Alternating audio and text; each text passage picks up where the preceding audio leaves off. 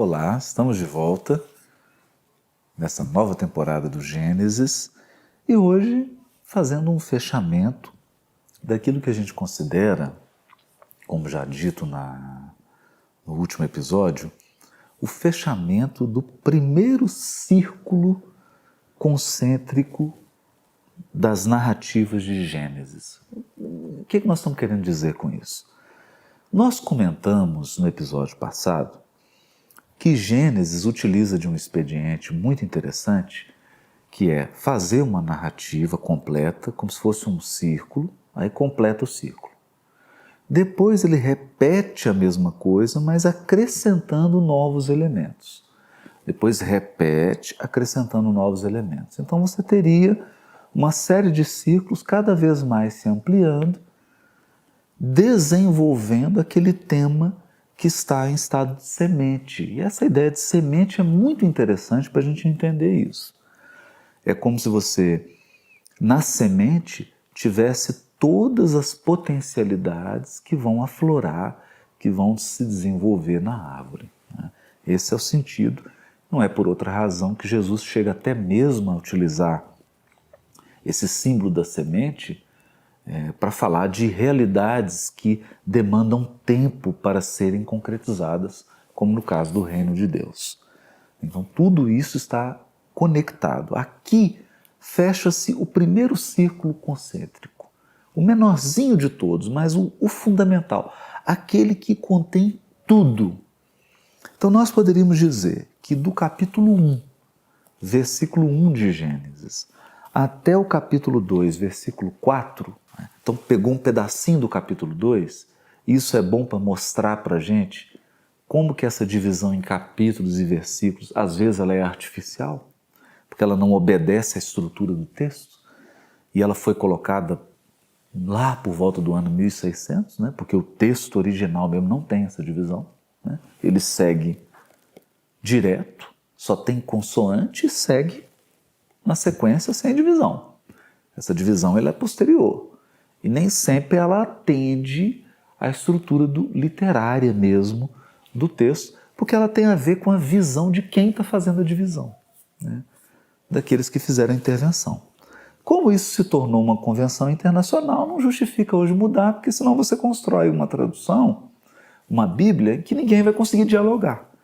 Porque o objetivo de colocar capítulo e versículo é para que você possa se comunicar e citar o texto, para que todos possam citar o texto numa comunidade internacional e todos terem a certeza de que estão falando do mesmo trecho bíblico. Essa que é a função do texto.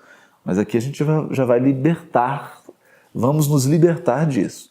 Aqui nós temos uma sequência, capítulo 1, versículo 1, até o capítulo 2, versículo 4, que são os 7 dias da criação. A narrativa da criação em 7 dias, sendo que no 7º há a conclusão da obra e o descanso. Portanto, descansar faz parte do trabalho divino da criação e é o descanso que coroa a obra, que coroa a ação criadora. Isso é muito importante também. Nós já comentamos no Livro dos Espíritos, na parte das leis morais, que o descanso é também lei da natureza e ele é uma lei juntamente com a lei do trabalho, compõe aí um par. E assim funciona em tudo, até a terra precisa de um descanso, precisa se recuperar e teremos ao longo do Velho Testamento ordens para que o povo hebreu observe a cada 7 anos o descanso da terra. Não pode plantar no 7º ano. Então todo esse quadro aí que nós vamos ver posteriormente. O que nos chama a atenção aqui é que esse blocozinho, os 7 dias da criação, ele contém o germe de toda a Bíblia, até o final de Apocalipse, de todo o Evangelho. Tudo é um desenvolvimento desse núcleo. Então é isso que a gente pretende hoje comentar e fazer algumas reflexões para abrir essa visão, para que a gente possa, essa perspectiva de análise do texto. Então, revisando, o que aconteceu aqui? A criação foi dividida em blocos, então ela não aconteceu num jato contínuo, ela aconteceu num processo cíclico, primeiro fez uma coisa, depois uma outra etapa, depois uma segunda etapa, até chegarmos na sétima etapa. Não é à toa o 7, porque o 7 aqui vai ser aquele padrão matemático bíblico que vai inspirar todas as profecias, toda a história bíblica, ela está referenciada no tempo com o 7. Nós veremos isso aqui com mais detalhes, embora a gente já tenha comentado isso em episódios anteriores, mas veremos isso com mais detalhe.